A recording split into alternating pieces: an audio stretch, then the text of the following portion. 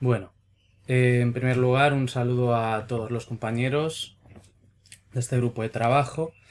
Es un placer para mí estar en el grupo de trabajo que dirige Antonio porque yo le había leído bastante durante la carrera, de hecho lo cito en algunos de mis trabajos y es todo un honor. Bueno, yo voy a presentar un paper que está en progreso, que es La dictadura en Donoso Cortés, notas para una política quetejóntica, y espero que sea de vuestro interés. En cuanto a la hipótesis, la he decidido dividir en tres partes muy sencillas. Considero que la figura de Donoso Cortés de algún modo ha sido mancillada, ha sido perturbada, ha sido manipulada por el alemán Carl Schmitt, ¿no? Ello culmina con la publicación de su compilación Interpretación Europea de Donoso Cortés, una compilación de diversos trabajos que van desde 1919, que es el primer artículo en que Carl Schmitt cita a Donoso Cortés, hasta 1950 con esta publicación. En segundo lugar, aunque si bien es cierto que es Carl Schmitt quien invoca el concepto paulino de catejón como aquello que detiene o demora el advenimiento del mal o del anticristo, quien mejor traduce ese concepto en su propuesta teórica es Donoso Cortés. Y por último, que el extremeño no propuso la dictadura como una teología política al estilo schmittiano, sino como una teología de la historia, basada en la economía escatológica, basada en la escatología cristiana, ¿no? Entonces, enmarcada la cuestión de este modo, unas pequeñas notas del contexto histórico. Bueno, él escribe al calor de la Revolución Industrial,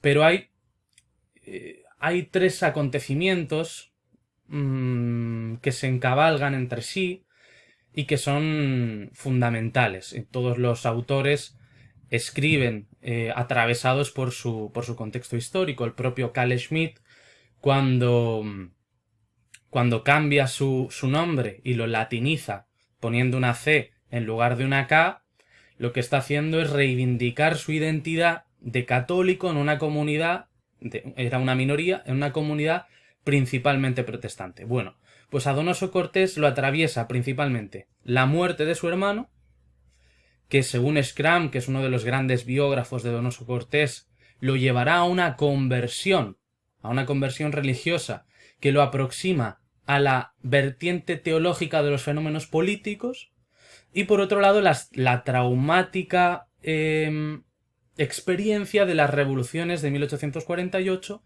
con la primavera de los pueblos, ¿no? Ello infunde en él un miedo, un terror, un pavor hacia las revoluciones. Muchos autores sugieren que a partir de esta conversión hay un corte epistemológico que acaba con la faceta doctrinaria, con el liberalismo primigenio de Donoso Cortés. Yo considero que hay más continuidades que discontinuidades, y que cuando se trata de pronunciar o de exagerar este corte epistemológico, lo que se está intentando es o bien llevárselo hacia el tradicionalismo sin más, o bien decir, bueno, a partir de aquí Donoso ya no era liberal, ya puede decir lo que quiera. Entonces yo creo que es una intención algo problemática, ¿no? No podemos asegurar que hay un corte epistemológico, sino más bien que hay una serie de continuidades. Es lo que voy a tratar de explicar a continuación, ¿no? Una de esas continuidades es el concepto, como digo, invariable de revolución. Desde su primera gran obra, que son las Lecciones de Derecho Político de 1837, hasta su ensayo de 1851, vemos un concepto invariable de revolución. Una revolución, si se quiere, al estilo fatalista, ¿no? Aquí lo vemos claramente. Estad seguros de que el pueblo que se proclamó ayer soberano escribirá hoy la tabla con derechos con tinta, pero la borrará mañana con sangre. Esta es la ley fatal de todas las revoluciones. Y como decía en el ensayo, algo muy similar. Si esta ilusión llegase a ser creída por todos, la sangre brotará hasta de las rocas duras y la tierra se transformará en el infierno. Bueno, vemos una visión fatalista que no cambia con el paso del tiempo. Pero antes de continuar en la explicación, me gustaría hacer unas breves notas de qué es esto del concepto de catejón y por qué lo he traído a colación con Donoso Cortés. Bueno, esta vinculación solo la intentó hacer, y de forma, digamos, poco exitosa, un académico argentino en la revista Sapienta en el año 58. En su artículo Despotismo Universal y Catejón Paulino en Donoso Cortés. Se llamaba el autor Alberto Caturelli.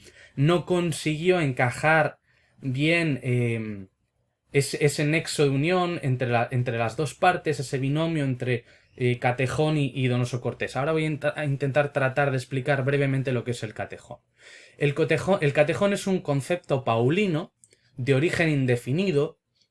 Panagiotis Christias, que es un chipriota, un teórico chipriota, tiene un libro buenísimo en el que trata de vincular o de hacer una pequeña arqueología de ese concepto, y lo ubica en la Grecia clásica, ¿no? Es un concepto que proviene de la Grecia clásica.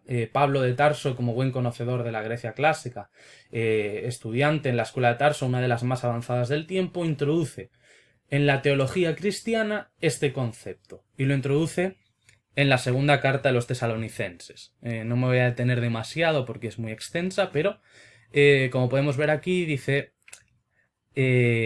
a propósito del advenimiento del anticristo, dirá lo siguiente: que nadie se engañe de manera alguna, pues si primero no ocurre la apostasía y no se revela el hombre de la anomia, esto es importante, el hijo de destrucción, quien se contrapone y se alza contra cada ser que es conocido como Dios o es objeto de culto, hasta llegar a sentarse en el templo de Dios, mostrándose como Dios.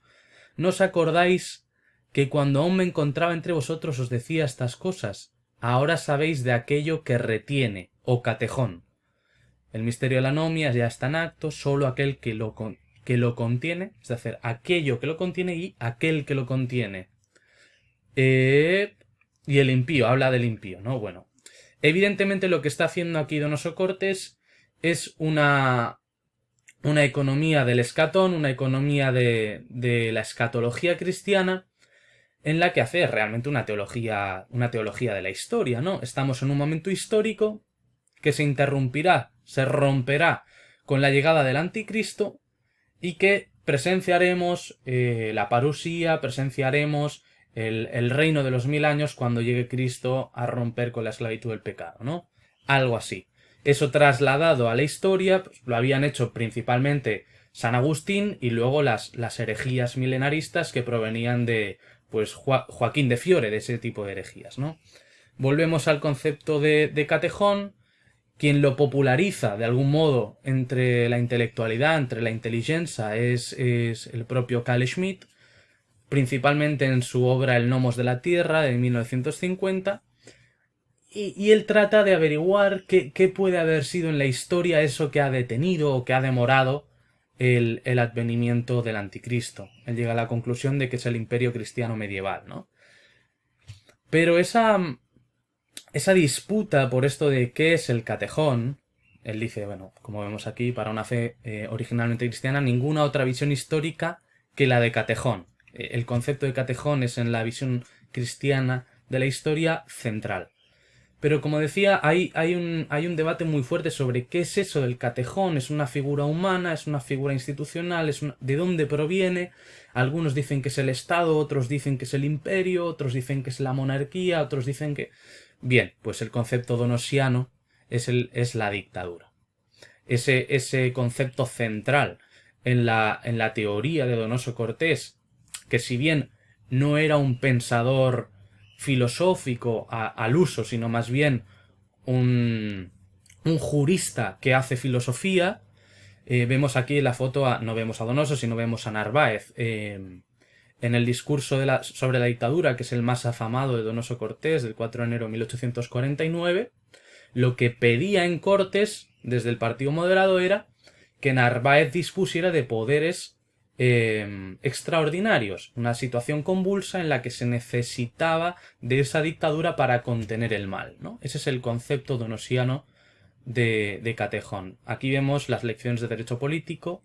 Como decía, él siendo liberal doctrinario, llega a decir este tipo de cosas. Las revoluciones solo puede terminarlas el gobierno por medio de la dictadura, porque solo siendo dictador puede meter en su cauce el torrente de las costumbres desbordadas, extirpar el cáncer que a la sociedad devora. Efectivamente, él, siendo liberal, tiene una preocupación ininterrumpida por el concepto de excepcionalidad y por la capacidad de la dictadura para detener, demorar y contener ese mal, ¿no? Ese mal que azota a los cuerpos políticos, que no es otra cosa que la revolución, la anarquía, la falta de normas, en definitiva, la anomia, ¿no? Él dirá en su discurso sobre la dictadura que la cuestión, reducida a sus verdaderos términos, no es averiguar si la dictadura es sostenible, si en ciertas circunstancias es buena, sino consiste en averiguar si han llegado o pasado por España tales circunstancias. Es decir, y él lo deja muy claro, cuando la legalidad basta para salvar a la sociedad, la legalidad. Cuando no basta, la dictadura. Él se pregunta sobre si se han dado las condiciones, las circunstancias para que en España llegue una dictadura para frenar el impulso de las revoluciones liberales. En efecto, luego, en su discurso sobre la situación de España, ratificará lo que ya dijo un año anterior en el discurso de la dictadura. Y viene a decir que sí que se han dado las circunstancias, que por lo tanto él aboga por una dictadura, aunque reconoce que él no sería capaz de emplearla ni de llevarla a cabo. Él simplemente dice, se han dado las condiciones para detener el advenimiento de esas revoluciones, cuya máxima expresión para él es el socialismo de Proudhon. Paradójicamente, se están dando las revoluciones liberales y se fija en Proudhon como ese anticristo, como ese impío que viene a romper con la tradición, con los lazos comunitarios, etc., ¿no? Y él dirá en ese discurso sobre la situación de España, la dictadura en ciertas circunstancias es un gobierno bueno, es un gobierno excelente, es un gobierno aceptable. Bien, como decíamos, entonces el concepto de Catejón en Donoso Cortés se traduce en la dictadura. ¿Y por qué he decidido poner aquí la corona y el báculo? Porque muchos, como Schmitt, de forma intencionada, de forma perversa, han tratado de algo así como justificar su propio andamiaje, sus propias teorías, su propia cosmovisión, utilizando a Donoso. Es lo que viene a hacer Carl Schmitt en su teoría de la dictadura soberana. Pero claro, es que Donoso Cortés en ningún momento aboga por una dictadura de corte caudillista ni nada por el estilo. De hecho, eso para él era una situación de paso, un mientras tanto. Él en realidad lo que siempre defendió fue la monarquía. Cuando era liberal, una monarquía limitada. Cuando dejó de serlo o se acercó a tesis más bien tradicionalistas, una monarquía tradicional. Pero en ningún caso defendió ni siquiera la monarquía absoluta. Porque él no creía en la figura de un soberano todopoderoso. El soberano todopoderoso es Dios. Él lo que creía era en revitalizar los vínculos de obediencia que se habían roto cuando el imperio cayó y por lo tanto la autoritas y la potestas se dividen. Entonces, él es un pensador, como bien apunta la mayoría de autores, de la excepción, porque es un jurista que piensa sobre la excepcionalidad jurídica, pero ese decisionismo que le trata de atribuir Carl Schmitt no es tal. Es un decisionismo de decidir sobre la circunstancia presente, sobre su coyuntura, si se daban o no las condiciones para una dictadura, pero no un decisionismo al corte de la teología política que defiende Carl Schmitt. Por ello, lo que se desprende, lo que subyace de la explicación de Donoso Cortés en esta serie de documentos es la tensión entre legalidad y dictadura. Dice, si la legalidad basta, la legalidad, si no la dictadura. Pero nunca hace una distinción o presenta una tensión entre dictadura y legitimidad. Para él, la dictadura es legítima si las circunstancias así lo exigen. Por tanto, como dirá en la carta al cardenal Fornari, la dictadura realmente se presenta como algo inevitable porque lo inevitable son las revoluciones. Aquí vemos dos fragmentos que dejan muy clara esta cuestión sobre la forma política que defiende